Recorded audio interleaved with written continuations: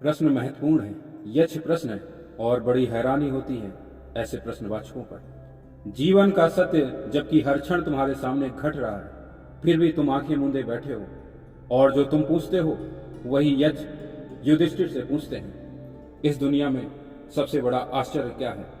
और युधिष्ठिर कहते हैं, यहाँ हर क्षण मृत्यु घट रही है। सब जानते हैं कि वो एक रोज मरेंगे, लेकिन कोई भी मृत्यु को स्वीकार करने को राजी नहीं है।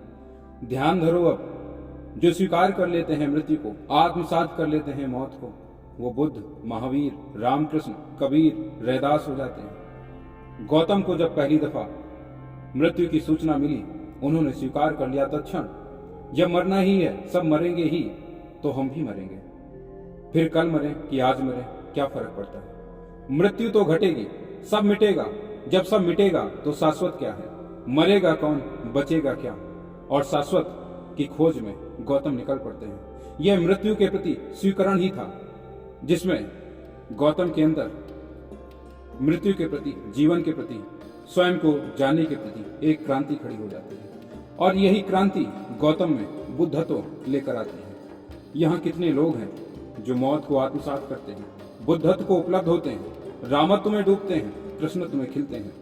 यहाँ आदमी जो उसकी वास्तविक पहचान है ही नहीं, उस कर्म को करने में लगा हुआ है, वह पद, मान, प्रतिष्ठा के पीछे अथक श्रम करता है। जो भ्रम है उस पर तो उसके भरसक प्रयास है, लेकिन जो वो वास्तव में है, जो उसकी वास्तविक स्थिति है, उस तरफ उसका कोई ख्याल नहीं, उस तरफ उसकी कोई आंख उठती नहीं है। जबकि जानता वो भी है कि मृत्यु हर क्षण घट रही है, मरेगा वो भी, और मृत्यु के साथ उसकी बनाई हुई ये दुनिया विदा हो जाएगी।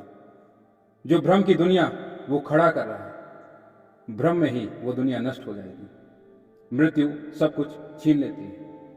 जैसे कोई प्यासा मृग मारीचका के संदर्भ में जलाशय समझ ले और उस तरफ दौड़े पानी की प्यास में, और दौड़कर वहां पहुंचे और पाए कि यह तो दृष्टि भ्रम है, यह तो मृग मरीचिका है, यहां कोई जलाशय नहीं है। लेकिन अब इतनी देर हो चुकी है कि वह दूसरे जलाशय तक पहुंचने में असमर्थ है। प्यास बढ़ चुकी है, अब ये बिना पानी के ही मरेगा।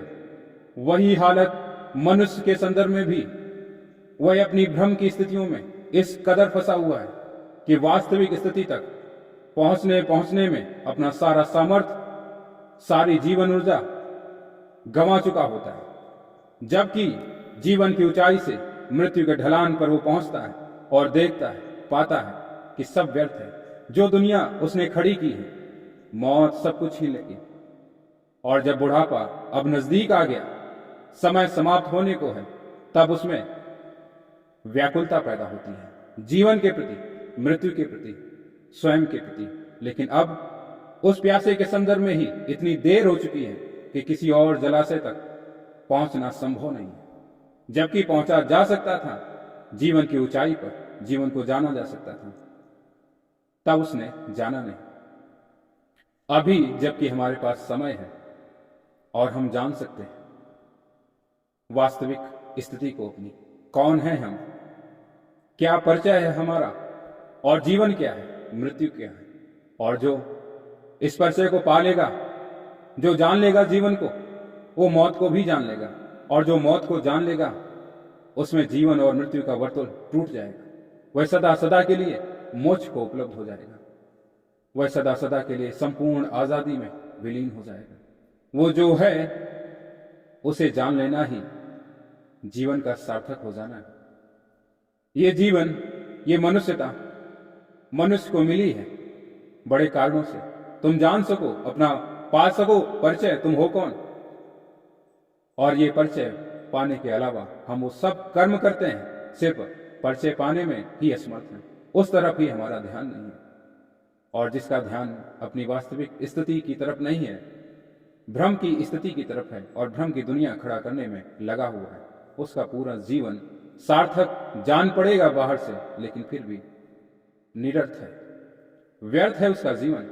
और ये अनुभव कितनी भी ऊंचाई पर भौतिक दुनिया में पहुंच जाए कोई, जब वह मृत्यु के ढलान पर पहुंचता है, वह ये अनुभव साक्षात करता है।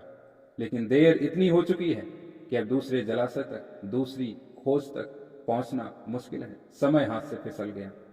लेकिन फिर भी प्रयास अगर किया जा सके दूसरे जलाशय की तरफ जाने में, तो शायद पानी अभी भी मिल सकता है। अभी भी यदि सबको सब तरह से समष्टि के समझ तिरोहित किया जा सके तो वह त्रिपुरारी हो सकता है।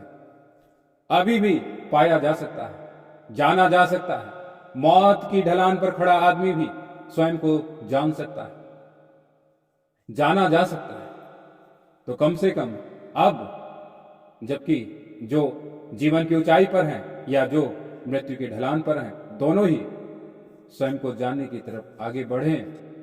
यह आदमी का सबसे बड़ा अपराध मात्र एक है कि वह स्वयं को जाने बिना ही मर जाता है।